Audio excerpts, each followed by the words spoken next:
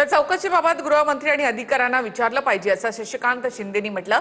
चौकशी थांबवण्याचा प्रयत्न केला जातोय का असा सवाल शशिकांत शिंदेनी केलेला आहे।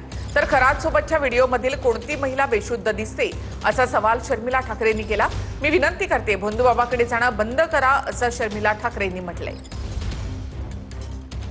पक्षाला कसं विचारते मला कळत नाही। हे गृह खात्याला मुख्यमंत्री आणि संबंधित असलेल्या अधिकाऱ्यांना विचारलं पाहिजे। मागणी तर सगळ्यांनी केलेली आहे।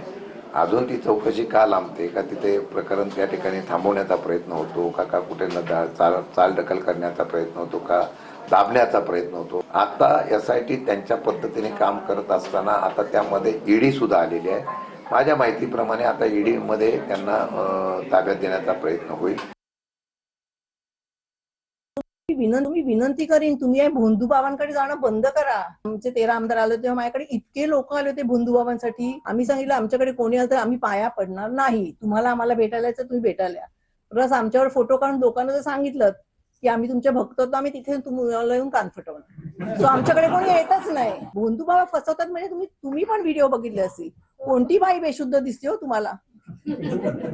काय म्हणजे काय चाललंय? आपला समाज कुठे चाललाय? म्हणजे आपण महाराष्ट्र हा समाज सुधारक किती लिस्ट आहे हो आपल्या संतांपासून हुशार माणसांपासून सायंटिस्ट पासून साहित्यिकांपर्यंत। काय म्हणजे लोक वेडे झालेत का काय कळत नाही।